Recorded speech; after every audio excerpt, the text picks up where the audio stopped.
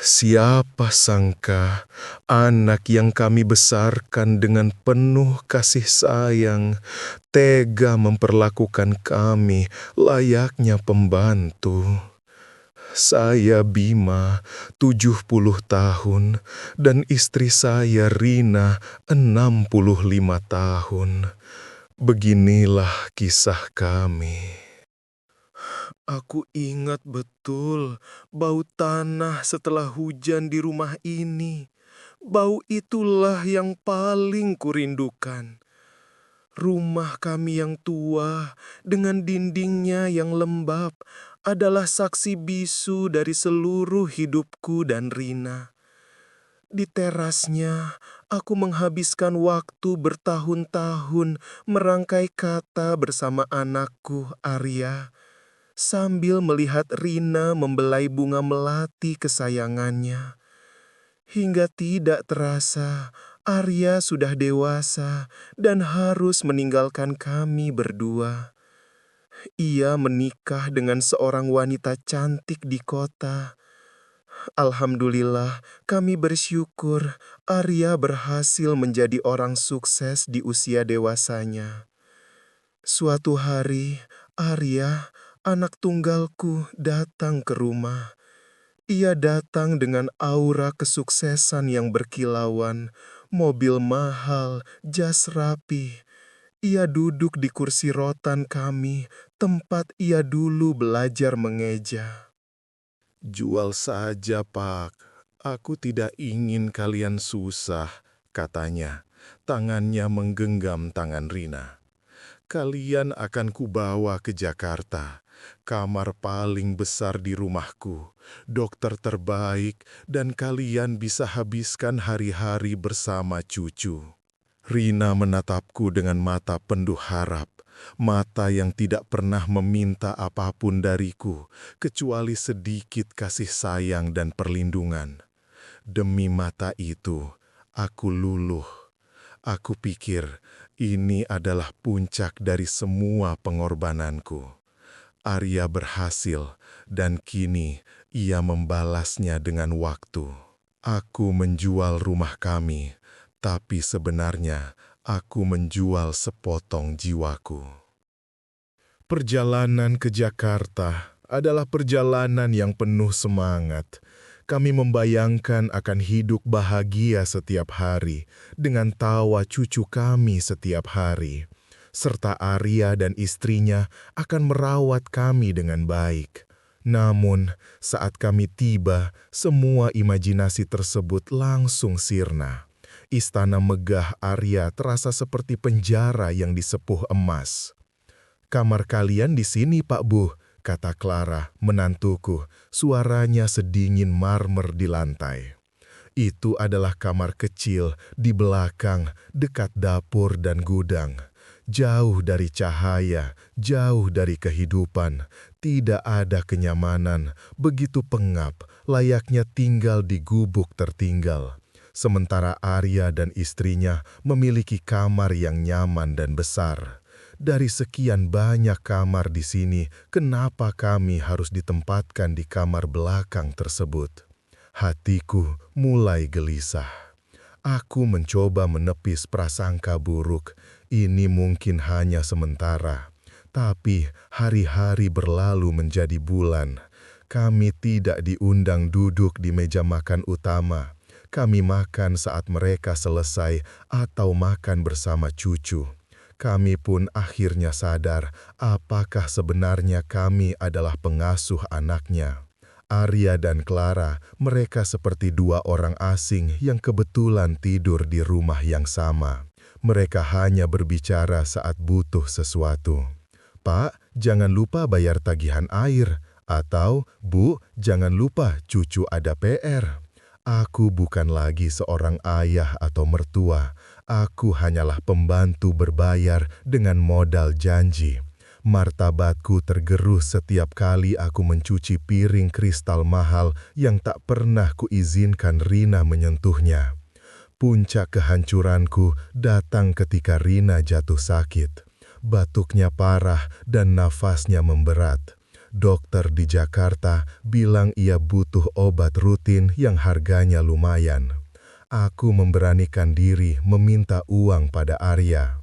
"Obat ini mahal, Nak, tapi sangat penting, Nak," kataku menyerahkan resep. Arya membaca lalu menghela nafas panjang. "Harganya tidak masuk akal, Pak. Dokter hanya ingin mengeruk uang kita. Coba minum jamu dulu, lebih hemat." Arya yang menghabiskan jutaan untuk sepatu golf dan wine impor menolak mengeluarkan sedikit uang untuk kesehatan ibunya. Matanya bahkan tidak bertemu mataku. Ia hanya melihat angka di resep itu sebagai kerugian. Malam itu, aku duduk sendiri memandang Rina yang demam. Uang hasil penjualan rumah sudah tipis.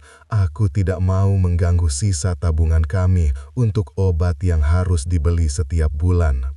Aku tidak bisa membiarkan istriku menderita. Keputusan itu menusuk harga diriku, tapi aku tidak punya pilihan.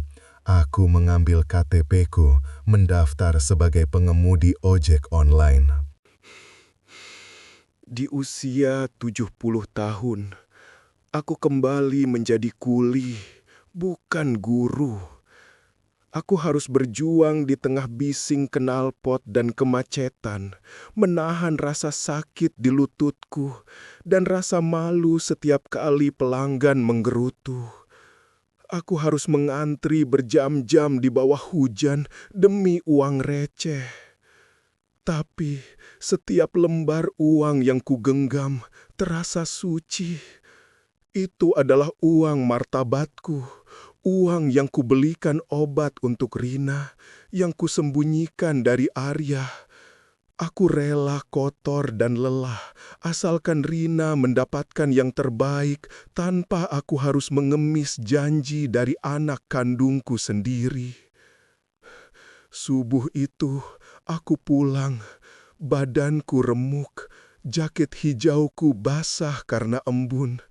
Saat aku mencoba menyelinap ke kamar, tanpa sengaja aku bertemu Arya yang baru pulang dari pesta dengan pakaian rapi.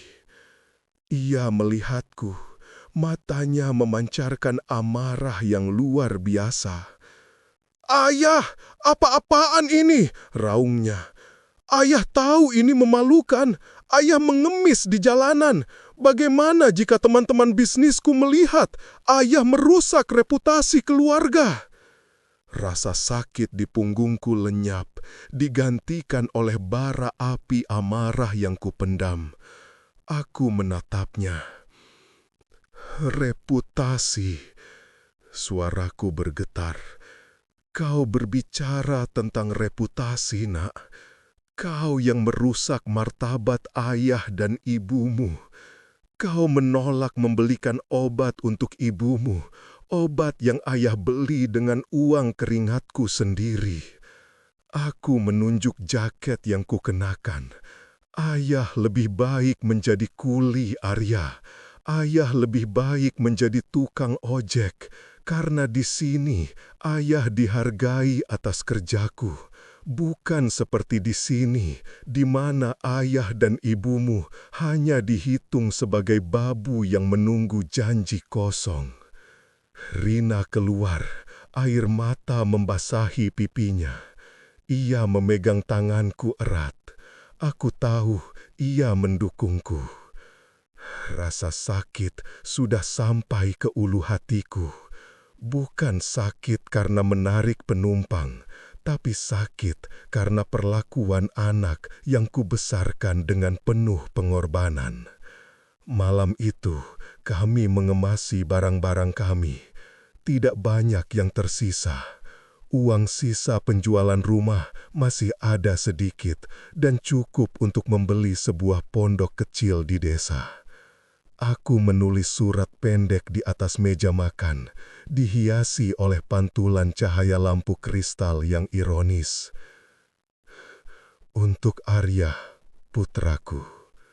Nak, ketika kau membaca surat ini, ayah dan ibu mungkin sudah jauh dari rumah ini.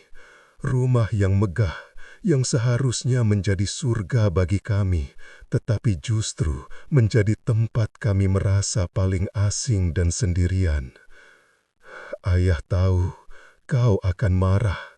Kau akan mempertanyakan mengapa kami pergi, mengapa ayah harus mempermalukan nama keluarga dengan jaket ojek itu. Jawabannya sederhana, Nak. Martabat. Kami menjual rumah kami di desa, rumah yang menyimpan semua pengorbanan dan kenangan kami, bukan demi uang, tapi demi waktumu. Kami ingin menua di sisimu, merawat cucu, dan menjadi orang tua yang sesungguhnya, bukan sekadar pelayan yang menunggu perintah dan belas kasihan. Uang hasil penjualan rumah itu sudah cukup untuk masa tua kami. Kami tidak pernah meminta hartamu, Arya. Yang kami minta adalah janji yang kau berikan di teras rumah lama kami. Janji untuk dihargai, janji untuk dirawat, janji untuk menjadi keluarga. Ketika kau menolak membelikan obat untuk ibumu, bukan uang yang kau tolak, Nak. Kau menolak mengakui penderitaan ibumu. Saat itu, ayah tahu harga diri ayah harus dibayar dengan keringat sendiri. Ayah lebih rela menjadi kuli karena setidaknya di jalanan ayah dihargai atas jerih payah ayah, bukan diabaikan di balik kemewahanmu. Jangan khawatir, kami tidak kelaparan dan ibumu akan baik-baik saja. Kami akan mencari rumah yang kecil, sederhana, yang dindingnya mau mendengar tawa kami, bukan hanya kesunyian yang membeku.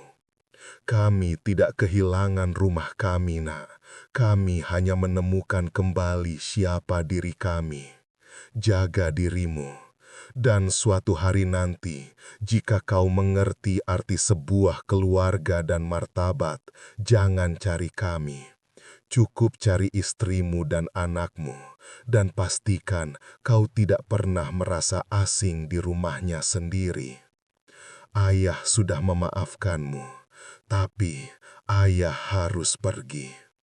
Dengan cinta yang selalu ada, Ayah. Setelah menulis surat itu, aku dan istriku pergi sebelum matahari terbit. Aku meninggalkan kunci rumah di atas surat itu. Aku tidak berbalik. Kini, kami tinggal di sebuah pondok kecil. Aku harus bekerja serabutan, tetapi Rina tertawa lagi. Kami membuat teh, kami menanam kembang sepatu di pot. Sederhana, tetapi penuh cinta. Aku tidak kehilangan rumahku. Aku hanya kehilangan anakku.